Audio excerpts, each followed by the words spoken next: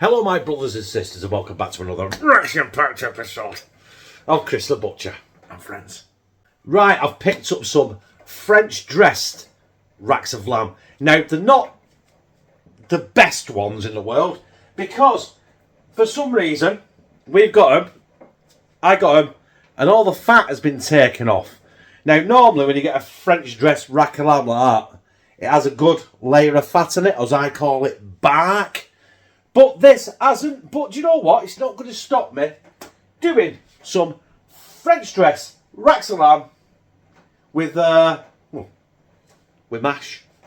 Well, we're not a Michelin Star restaurant here, you know.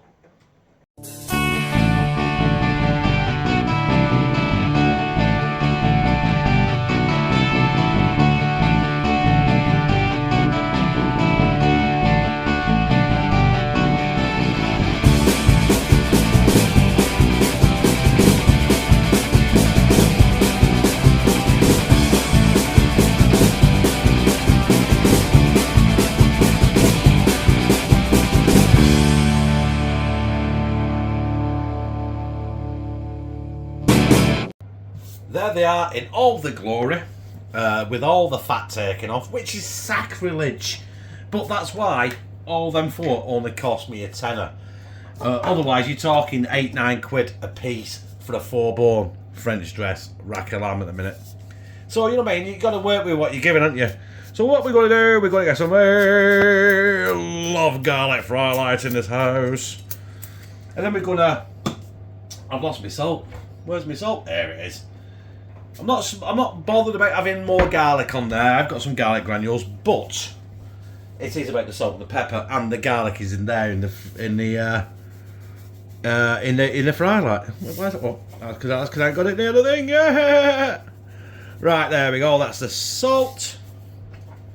We're going to get some pepper in there. There we go.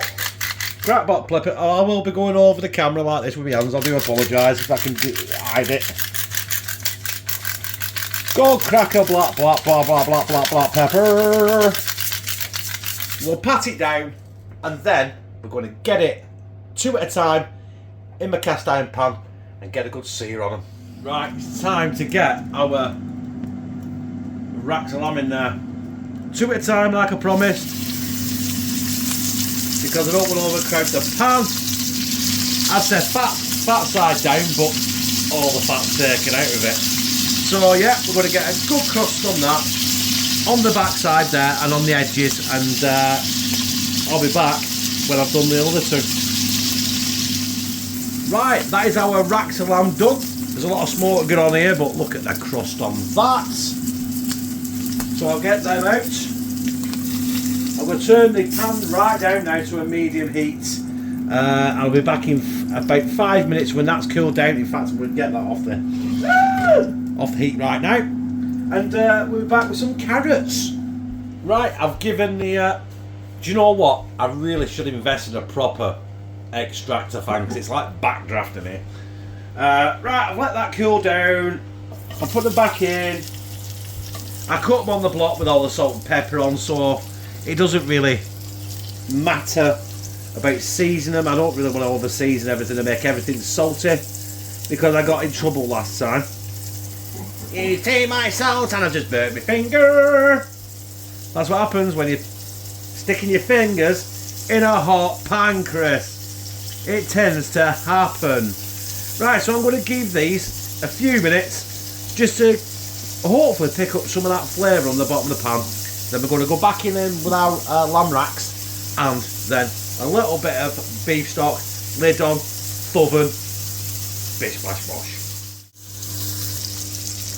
You know what, them have just been in there for about 5 minutes. Don't forget I've not got the pan on stupid heat, I've got it on medium. So just sizzling and hopefully the carrots are just incorporating some of that juices from the lamb, the salt and the pepper and the garlic. And all I'm going to do now is get my lamb racks, place them on top of the carrots. I'm going to do this so I can get them all in at the same time, you know what I mean?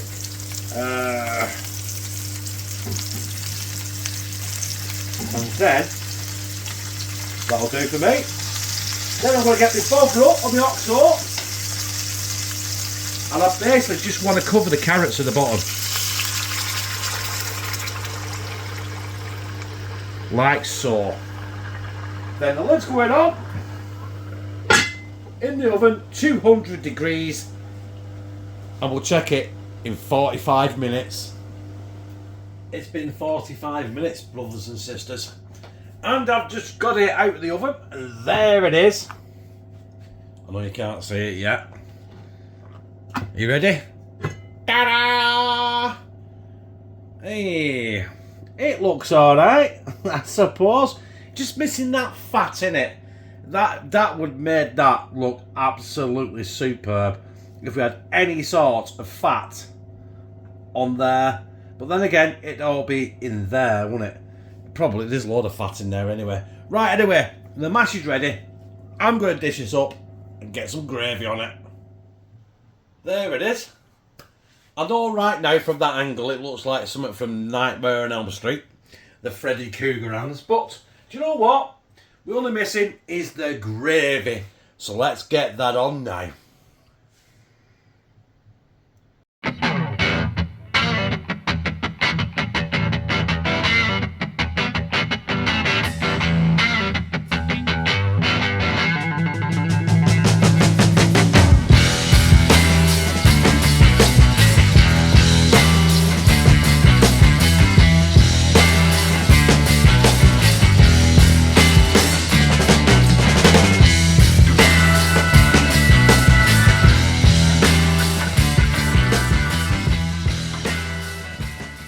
Now that is a proper lamb dinner. Now I'm going to let that set for about 30 seconds before I get it down my gizzard. You know what? Like I said, there it is. And at this angle, it's not doing it much justice. I do apologise. But that gravy looks good. Let's try the mash as well. Let's try a carrot. I've got to try and get into that... Carrots are absolutely soft as hell.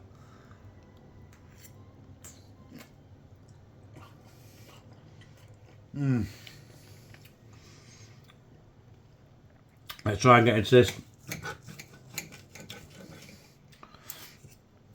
Now, I know when it comes to lamb, people like it raw and that, but that to me is absolutely perfect. Let's try and get them in.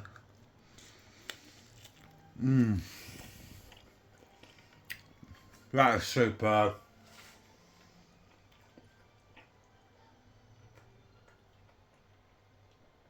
I was worried that was going to be tough. But you know what? Don't know why I was worried it was going to be tough. I cooked it in the oven. That is superb.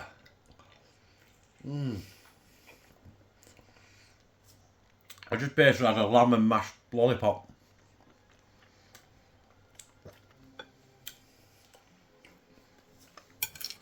You know, I'm going to put that down because I really do want to sit down and eat that proper, like a proper tea, because it is my tea end of the day.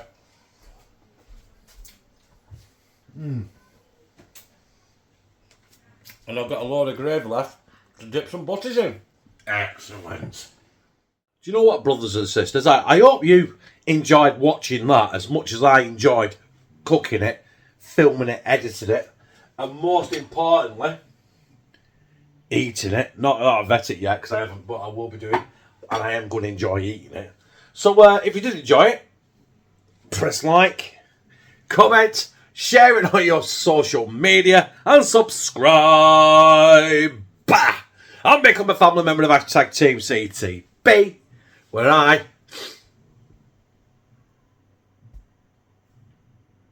fucking love you.